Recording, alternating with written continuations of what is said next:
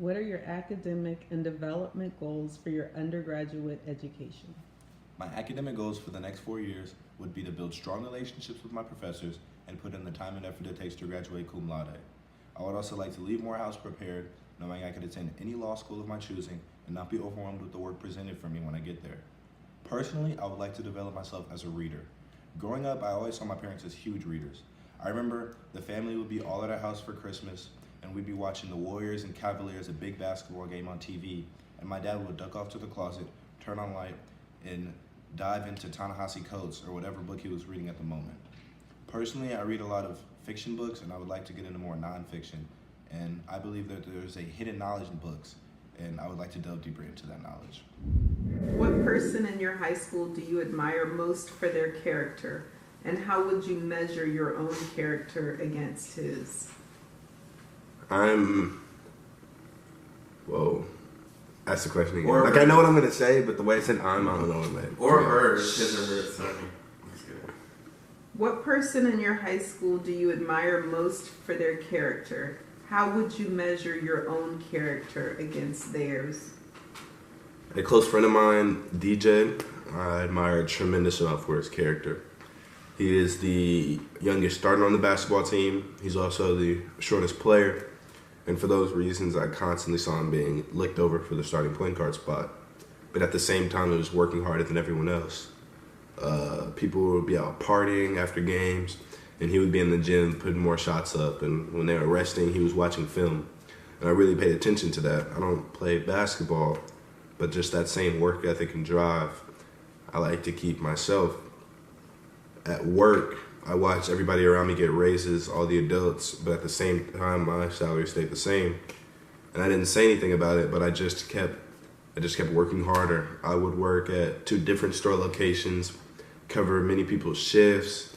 I worked 12-hour shifts. So I worked until the owner was forced to take notice, and I didn't have to ask for a raise, but my work ethic and character demanded it. Tell me about a time when you held a leadership role. Explain what you learned about yourself and others in this experience. I currently hold the supervisor head barista role at Samba Latte, a local coffee house here in Las Vegas. And that means that I'm constantly managing the floor when a manager's not present or the boss isn't around, and I have to tell people what to do. And I'm also in charge of training people how to make different drinks. And at first, when I got that role, it was difficult for me because I knew that I would have to speak to people older than me. And then at the same time, when I would do that, I would be easily dismissed because of my age. I'm one of the youngest people to ever be hired there.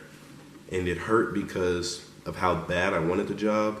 I remember being young and begging my parents to take me to job interviews. And when I finally got the job, I was super excited. I worked there for a year, and then I get there and I'm just dismissed as some kid. And it taught me to perfect your craft and work as hard as possible and gain as much knowledge as possible, because that's the only way you can level the playing field.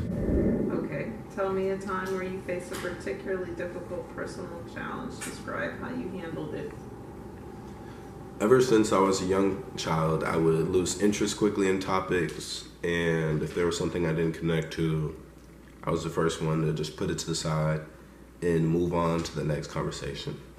And at the time, I didn't know what to attribute this to, but the summer before my senior year, my parents and I sat down and had a conversation and decided to see a psychologist about it. And I was diagnosed with ADHD. It didn't change my outlook on myself per se, but it was good to put a name to a face, so to speak, and just know what I was handling. So I went online and did some research. I looked up different study methods I could maybe use to keep my concentration there. And my grades actually improved since the diagnosis. So I didn't want to let the ADHD, I don't want to use it as a crutch. I wanted it to help me I treated it as a catalyst to help me move on to the next level. And it brought everything together, and I was able to actually raise my GPA. What else of importance should Morehouse College know about you? I am a great communicator, which I feel is a lost art in today's society. I see children at restaurants with their grandparents and their faces are glued to their screens. And it's a good opportunity to learn new things and listen and talk and have great conversation. And I feel like I do that very well. I think it's a skill that I got from my dad. I've always seen him love to talk to people, one of his favorite things. And you can tell, he likes to light up a room and make friends and tell jokes. And I think that I picked up on that at a very young age. I also love documentaries. My favorite documentary is 13, about slavery in the prison industrial complex. And I also love experiences. I prefer those over material items any day. I love to travel, and I would love to study abroad in college. Thank you.